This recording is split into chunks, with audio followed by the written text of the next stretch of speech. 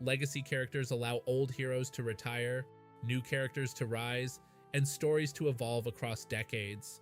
Done wrong? They feel like placeholders, temporary distractions until the real hero returns. DC's secret weapon is structure.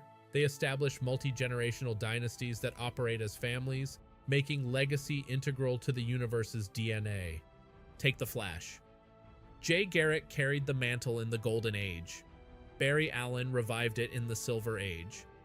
Wally West wasn't just a placeholder.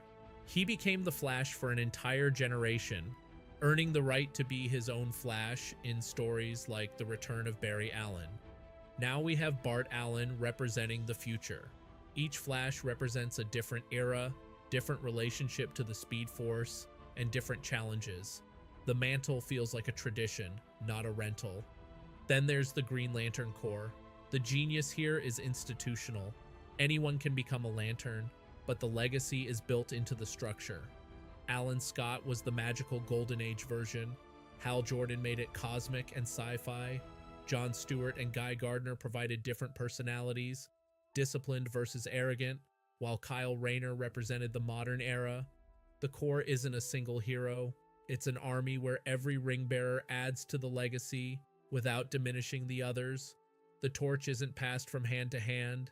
It lights thousands across the universe. But the crown jewel is the Bat family. This is where DC's system shines brightest. Dick Grayson wasn't just Robin. He became Nightwing, then actually became Batman when Bruce died. Jason Todd became Red Hood. Tim Drake became Red Robin. Damian Wayne is the current Robin. Each is a son to Batman. Each grew into their own identity. And Terry McGinnis, Batman Beyond, proved the symbol is bigger than Bruce Wayne. Terry wasn't trained by Batman. He was guided by him.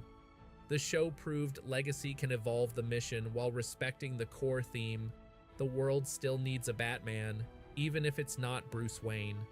DC's system produces hits because it commits. When Bruce died, Dick stayed Batman. When Wally took over, he stayed the Flash for years. The structure allows these characters to breathe.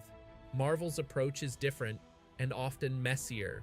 The Marvel Universe is built on the individual hero as the brand, not the mantle. Ask yourself, who is Marvel's biggest sidekick? You struggled to answer because Marvel doesn't really do sidekicks. There's no multi-generational structure to draw from.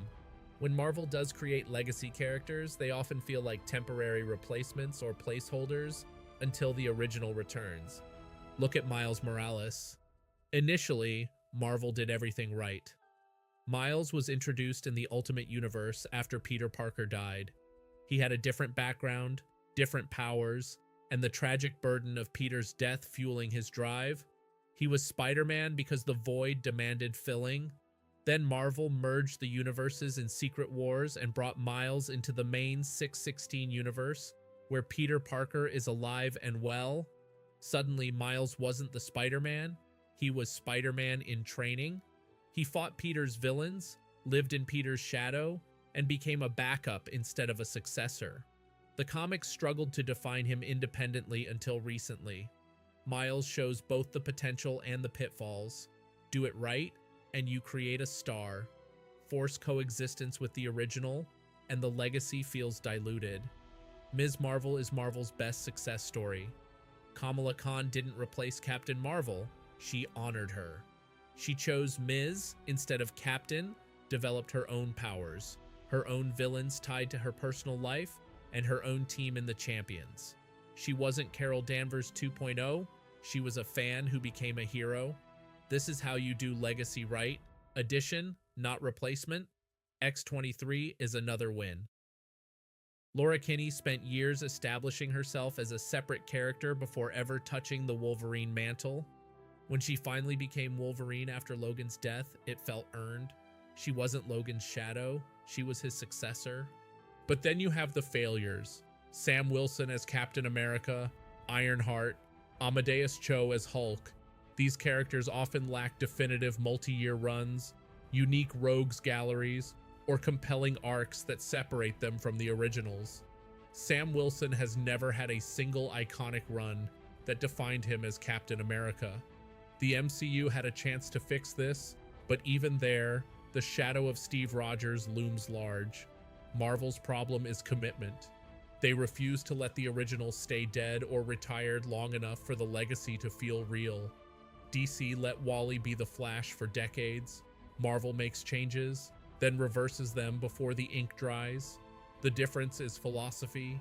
DC treats its universe as a mythology that evolves across generations. Marvel treats it as a rotating cast where the A-listers must always return to center stage. DC's legacy strategy transformed their universe into a genuine generational story.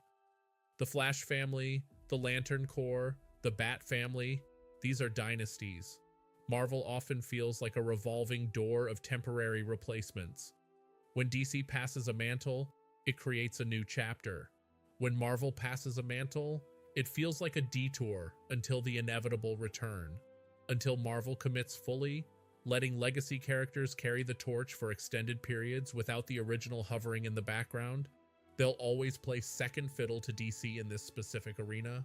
Legacy isn't just about new characters in old costumes, it's about evolution, commitment, and the willingness to let heroes grow old so new ones can grow up. DC understood this decades ago. Marvel is still learning. If you like this breakdown, hit the like button. It helps the channel more than you know. And if you want more Marvel vs. DC analysis, character studies, and comic book deep dives, subscribe to This is Comic Logic and hit the bell so you don't miss the next one. Also, tell me in the comments, what topic should I cover next? The complete history of the Flash family, why Marvel needs to commit to Sam Wilson as Captain America, or the best legacy characters in indie comics? Drop your suggestions below. This is Comic Logic, and thank you all for watching.